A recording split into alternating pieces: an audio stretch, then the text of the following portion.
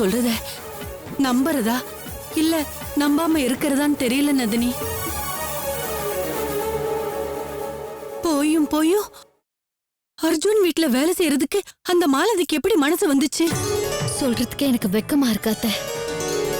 என்னையும் மாமாவையும் சந்தேகப்பட்டு அவ பேசின அத்தனை பேச்சையும் அத்தனை அவமானத்தையும் நான் மன்னிச்சிருவேன். ஆனா இதை என்னால மன்னிக்கவே முடியாது. ஏங்கா இப்படி ஒரு தப்பு பண்ணுன்னு கேட்டதுக்கு அவ சொல்றா, வேலை பாக்குற இடத்துல உங்ககிட்ட வெட்டி பேச்செல்லாம் பேச முடியாது, அது எங்க முதலாளிக்கு நான் செய்யற துரோகம்னு வெளியில போடின்னு சொல்றா. கன்றாவியே, அந்த கேடு கெட்டவங்கிட்ட வேலைக்கு போகணும்னு அவளுக்கு எப்படிதான் மனசு வந்துச்சோ அந்த ஆண்டவனுக்கு தாமா வெளிச்சோ. அதே வீட்டுக்கு என்னோடையும் ரேவதியோடையும் சேர்ந்து வந்து அந்த அர்ஜுனை எப்படியெல்லாம் திட்டினா, என்னென்ன கேள்வியெல்லாம் கேட்டா, நினைச்சா என் இதயமே வெடிச்சிடும் போல இருக்காத்த. மாமா வேண்டாம், சொன்னா கேளுங்க. என்ன தடுக்காத நந்தினி. அவளை வெட்டி பொலி போட்டா கூட என் ஆத்திரம் அடங்காது. அர்ஜுன் நம்ம குடும்பத்துக்கு பண்ண அத்தனை துரோகத்தை விட பெரிய துரோகம் மாலதி அவன் வீட்டுல போய் இருக்கிறது தான். அதை தெரிஞ்சுக்கிட்டு சும்மா இருந்தனா நான் மனுஷனே கிடையாது. இப்ப போய் அவளை உண்டிலன் பண்ணிட்டு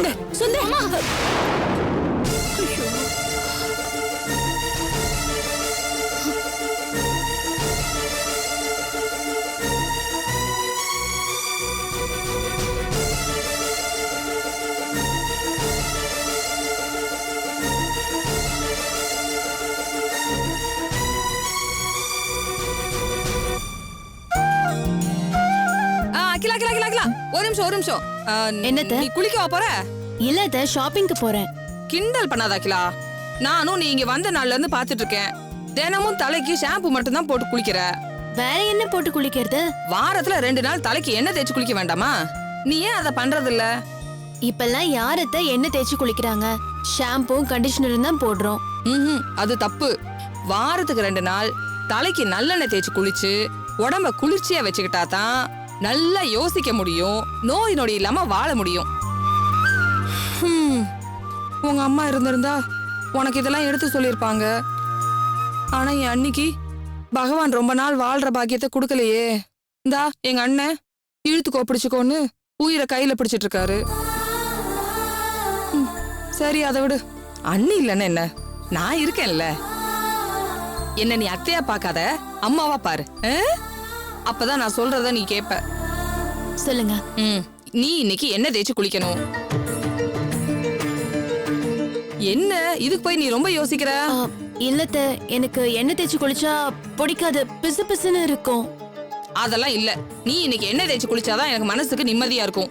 நீ உங்க அம்மா சொன்னா கேப்பல்ல. சரிங்க அத்தை. போனா உச்சந்தலையில நல்லா அரக்கி தேய்க்கணும். நீ தேய்க்கிற தேயில இவ கண்ல இருந்து புகை வரணும். சரியா? போ போ அகிலா. அம்மா வாங்கம்மா. போ.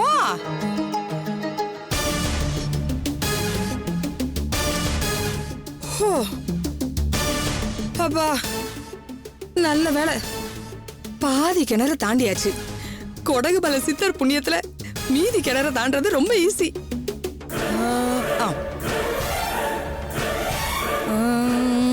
ராஜு இங்க வா. ஏங்க இப்படி செவத்துல பல்லி மாதிரி ஒட்டிட்டு இருக்கீங்க? இப்படி வாங்க. அவ நல்லெண்ணெய் தைக்க ஒத்துக்கிட்டாளா? எப்படி ஒத்துக்காம போவா? அம்மா சென்டிமெண்ட்ட போட்டு தாக்குன சாண்ட் ஆயிட்டா. விஸ்வா ஒத்துக்கிட்டாரா இல்லையா? அவன்கிட்ட நான் பேசவே இல்ல. அவன் கைய பிடிச்சி தரன்னு எடுத்துட்டு போய் பாத்ரூம்ல உட்கார வச்சு 1/4 லிட்டர் நல்லெண்ணெய் எடுத்து அவன் தலையில கபகபன்னு ஊத்தி மடமடன்னு தேய்ச்சிட்டு வந்துட்டேன். கைய பாரு. ரொம்ப நாளைக்கு அப்புறம் இன்னைக்குதான் உருப்படியான காரியம் பண்ணிருக்கீங்க. பாத்தியா, தீட்டின மரத்திலேயே கூறு பாக்குறியே. சும்மா தமாசுக்கு சொன்னீங்க, கோச்சிக்காதீங்க. சரி சரி, அந்த வசிய மருந்து குடுக்கற வரைக்கும் அகிலாக்கும் விஸ்வாக்கும் குளிர்ச்சியான உணவுகளாக கொடுக்கணும். அதை நீ பாத்துக்கோ. அதையெல்லாம் நான் பாத்துக்கிறேன். நீங்க 2 நாள் கழிச்சு அமாவாசை அன்னைக்கு கொடகுமலை சித்தரை பார்க்க போறதுக்கு இப்ப இருந்தே ரெடி ஆகுங்க. சரியா? இப்பவே வா. ஆமா, அவரோட மனச கரைச்சு காரியத்தை சாதிச்சுக்கிறதுக்கு என்ன பேசணும் எப்படி பேசணும்னு இப்ப இருந்தே மனசுக்குள்ள ஒத்திய பாருங்கன்னு சொல்றேன். அதெல்லாம் நான் அப்பவே ஆரம்பிச்சுட்டேன். ரொம்ப சந்தோஷம். நான் போய் வெள்ளரிக்காய் சாலடும் நுங்கும் இளநியும் சேர்த்து ஒரு பிரமாதமான ஜூஸும் ரெடி பண்றேன். குளிச்சு முடிச்சிட்டு வந்ததும் அகிலாவுக்கும் விஸ்வாவுக்கும் இன்னைக்கு டிஃபனே அதுதான். ஓ பிரமாதம், அடிச்சு நெருக்கு. போ போ போ போ. ஐயோ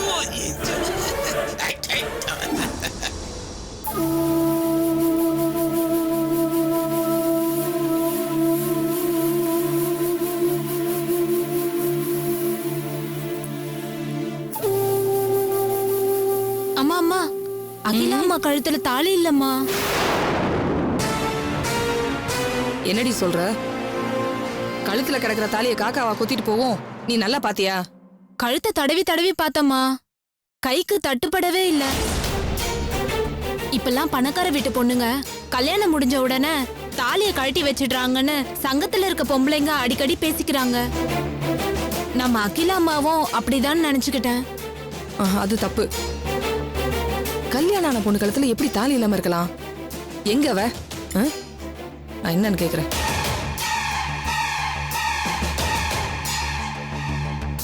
இவங்க 2 பேருக்குள்ள என்னமோ இருக்கு.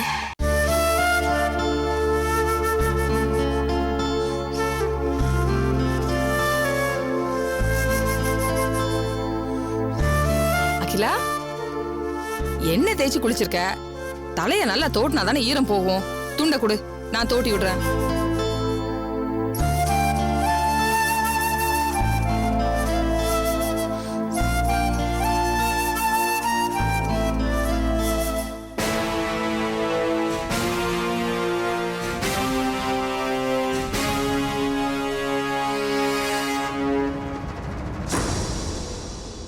அகிலா, தாலி எங்க?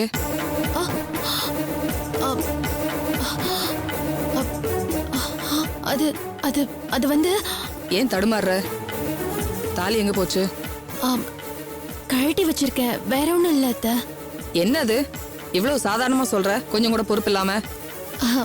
இல்ல அத்தை, குளிக்கும் போது தாலிய கழட்டி வைக்கிறது பழக்கமாயிடுச்சு. அது ரொம்ப மோசமான பழக்கம் அகிலா. குளிக்கும் போது மட்டும் இல்ல, எப்பவுமே ஒரு பொம்பளை கழுத்துல தாலி கண்டிப்பா இருக்கணும். தாலி கயிறுக்கு மஞ்சள் பூசி குளிக்கிறது காலங்காலமா நம்மகிட்ட இருந்துட்டு வர பழக்கம். தாலியில கொஞ்சமாவது தங்கம் இருக்கணும்னு பெரியவங்க சொல்லுவாங்க. அது ஏன் தெரியுமா? அது ரொம்ப நாளைக்கு நம்ம கழுத்துல தங்கணும்னு தான். இல்லனா புருஷன் பொசுக்குன்னு போய் சேர்ந்துருவானா?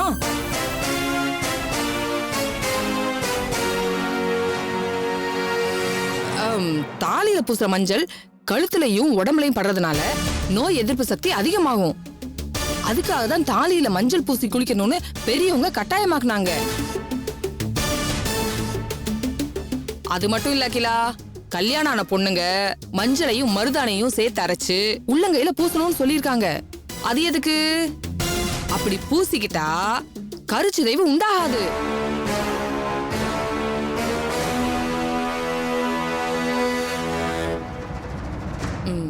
மஞ்சள கை கால் எல்லாம் பூசிக்கிட்டா மலட்டுத்தன்மை வராதான். உன் கழுத்துல தாலியும் இல்ல, உள்ளங்கையில மருதானியும் இல்ல, மஞ்சள் பூசி குளிக்கிற பழக்கமும் இல்ல, நெத்தியில பொட்டு வச்சுக்கிறதும் இல்ல. உன்னை இனிமேல் இப்படி இருக்க நான் விட மாட்டேன். எனக்கு என் மேல இருக்கிற அக்கறையை விட உன் மேலையும் உனக்கு பிறக்க போற குழந்தை மேலையும் இருக்கிற அக்கறை ரொம்ப ஜாஸ்தி. ஏன்னா இப்ப நான் உனக்கு அத்தை மட்டும் இல்ல, அம்மாவும் நான் தான். தயவு செஞ்சு அதை புரிஞ்சுக்க அகிலா. போ, போய் தலையை தோட்டிட்டு சாமி கும்பிட்டு வா, டிஃபன் சாப்பிடலாம். இந்த தலையை தோட்டிக்க.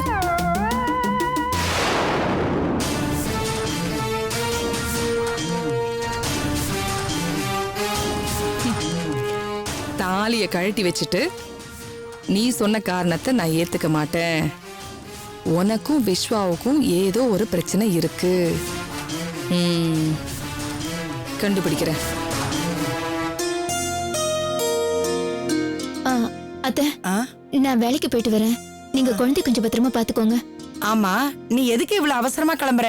இன்னும் கார் வரவே இல்லையே. கார் வந்து ஹார்ன் அடிக்கட்டும், அதுக்கப்புறமா போ.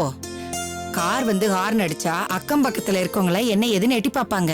அப்ப நீ நேரா போய் கார்ல ஏறி உக்காந்தா கார்ல ஏறி போறான்னு எல்லாரும் ஒண்ணு போறாமே பாப்பாங்க. அத பாக்க எனக்கு எவ்வளவு பெருமையா இருக்கு தெரியுமா? நினைச்சு பாரு. வேண்டாத்த, மத்தவங்கள பொறாமப்பட வைக்கிறது ரொம்ப தப்பு. அதை நான் செய்ய மாட்டேன். சரி, அப்படின்னா கிளம்பு. நீ வாசல்ல நிக்கிறத பார்த்தா டிரைவர் ஹார்ன் அடிக்க மாட்டாரு, பக்கத்து வீட்டுக்காரங்க எட்டி பார்க்க மாட்டாங்க. வண்டி வந்ததுக்கு அப்புறம் நேரா பின்னாடி போய் ஏறி உக்காந்துக்க. சரி அத்தை, நான் போயிட்டு வரேன். போயிட்டு வாமா.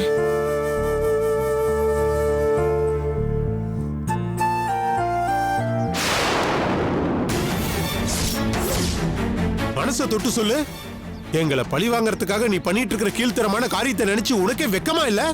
நான் அர்ஜுன் கிட்ட வேலை பாக்குற விஷயத்த நந்தினி உடனே உங்ககிட்ட சொல்லி இங்க அனுப்பி வச்சுட்டாளா? அவனாடி உனக்கு முதலாளி? அவன் பரம அயோக்கியண்டி.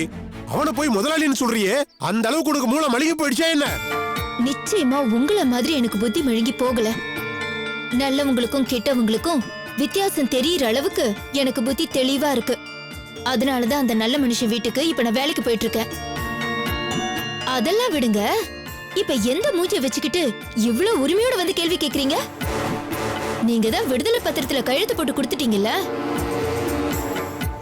கோர்ட்ல போய் டைவர்ஸ் வாங்கலாம்னு சொன்னதுக்கும் நீங்க சம்மதிச்சிட்டீங்க.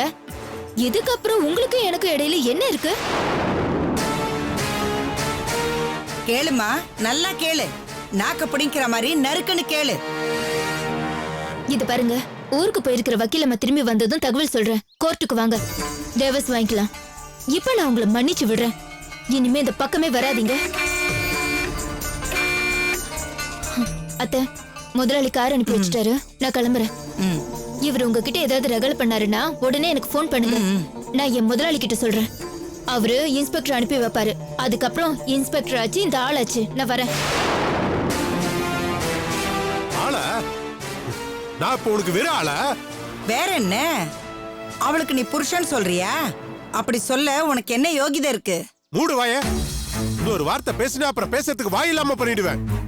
இன்னைக்கு உன்னை சந்தேகப்பட்டேன். அன்னைக்கு சந்தேகப்பட்டது இன்னைக்கு நடந்துருச்சு. என்னடா சந்தேகப்பட்ட? நீ அர்ஜுன் கிட்ட வெளில போய் அவன் சொல்றதெல்லாம் கேட்டு ஆடிட்டு இருக்கிறேன்னு நான் சந்தேகப்பட்டேன். நீ வெளில போனது பத்தாம மாலதியை வெளில போக வச்சுட்ட. டேய், அபாண்டமா போய் சொல்லாத. சோறு தண்ணி கிடைக்காம போயிடும்.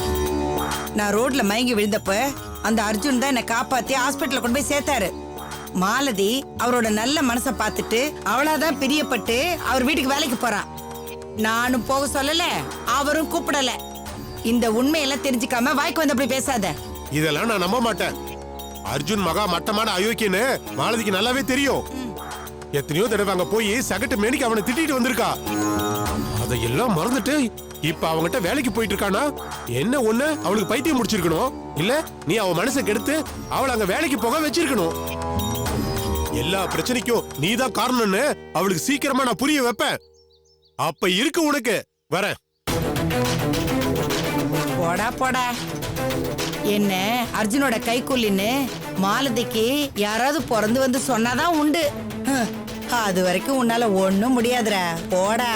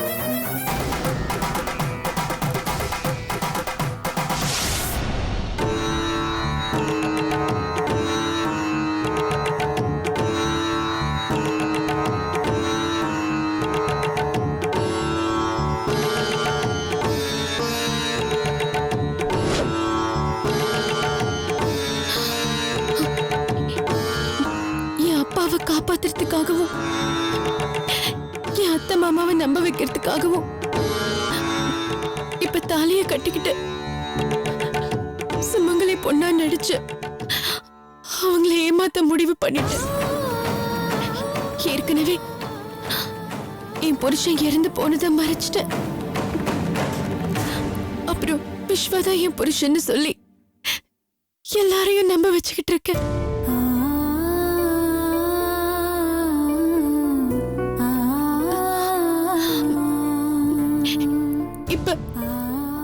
கட்டின தாலியை எடுத்து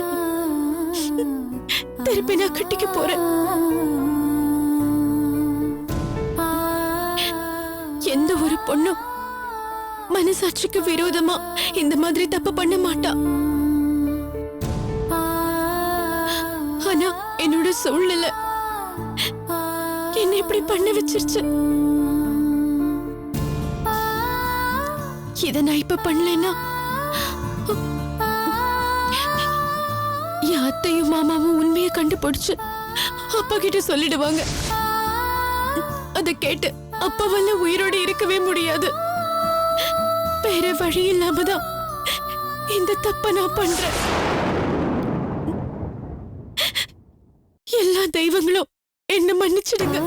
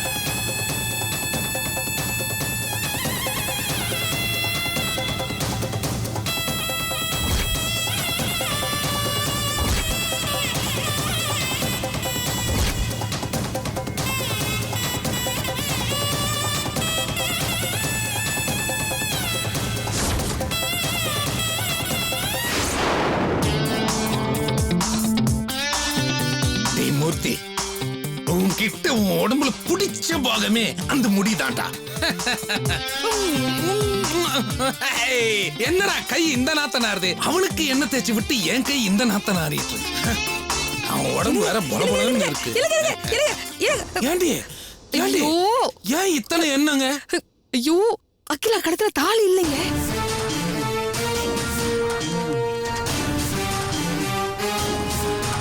என்னடி சொல்ற? கண்ணால பாத்துட்டு வந்துதாங்க சொல்றேன். விஸ்வாவை அவ கூட்டிட்டு வந்ததுக்கு அப்புறம் சுடிதாரும் சல்வாரும் தானே போட்டுட்டு இருந்தா. அதனால அவ கழுத்துல தாலி இருக்கா இல்லையான்னு நமக்கு தெரியாம போச்சு. அத பத்தி நம்ம யோசிக்கவும் இல்ல. முதல் நாளே அவ புடவை கட்டிட்டு வந்திருந்தான்னா அப்பவே இவ கழுத்து பல்ல இழிச்சுக்கிட்டு என் கழுத்துல தாலி இல்லங்கறத காட்டி கொடுத்துருக்கோம். தப்பிச்சுட்டா. ஏண்டி அதுக்கு அடுத்த நாள் அவ புடவை கட்டிட்டு வந்தால அப்ப உத்து பார்க்க வேண்டியது தானே. இப்ப அவ குளிக்கும் போது தாலி கட்டி வச்சேன்னு சொல்றா. அதை ஏன் நீ நம்ப மாட்டேன்ற? இப்ப தாலி எங்க அவகிட்ட கேட்டனே, அவ மூஞ்சி பேயறிஞ்ச மாதிரி ஆயிடுச்சுங்க. தட்டு தடு மாதிரி அப்படியே மழுப்பலா பதில் சொன்னாங்க. அப்பவே அவ சொல்றது பொய்ன்னு எனக்கு தெரிஞ்சு போச்சு. அப்போ அகிலாக்கும் விஸ்வாக்கும் என்ன பிரச்சனைன்னு இதை வச்சே கண்டுபிடிச்சிடலாம். வா எனக்கு ஒரு நிமிஷம். இப்ப போலாம். வா.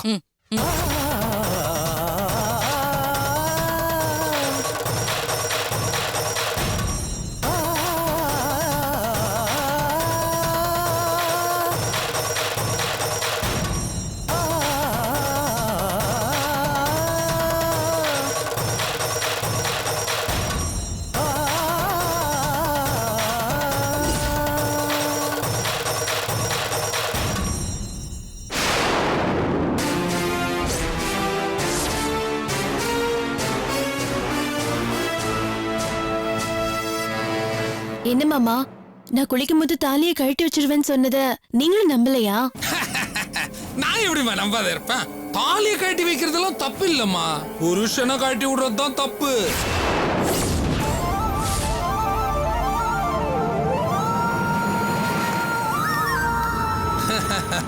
நீ செஞ்சதுல எந்த தப்பு இல்லம்மா. ஆமா அகிலா, உன்னை இப்படி மங்களகரமா பாக்குறதுல எவ்வளவு சந்தோஷமா இருக்கு தெரியுமா? மனசு நிறைஞ்சு போச்சு அகிலா. உன் முகத்துல என்ன ஒரு தேஜஸ், என்ன ஒரு தெய்வ அம்சம். அழகடா ராசாதி என் கண்ணே பற்ற போல இருக்கு. இனிமே நீ என்னைக்கும் இப்படித்தான் தீர்க்க சுமங்கலியா இருக்கணும். இருப்பேன் அத்தை. இனிமே என்ன மறந்தாலும் என் தாலியை மறக்க மாட்டேன். சரி வா, உனக்கும் விஸ்வாவுக்கும் ஸ்பெஷலா டிஃபன் ரெடி பண்ணி வச்சிருக்கேன். வா சாப்பிடலாம். இல்லத்த நீங்க போய் சாப்பிடுங்க, நான் விஸ்வாவை கூட்டிட்டு வரேன். சரி. ஆர்மாகிலா இவளை கட்டின நாள்ல இருந்து வீட்டோட மாப்பிள்ளையா இங்கேயே இருக்கேன். எனக்கு ஒரு நாள் ஸ்பெஷல் டிஃபன் பண்ணல, ஆனா உங்களுக்கு ஏதோ ஸ்பெஷல் டிஃபன் பண்ணி வச்சிருக்கலாம். சரி வாங்க.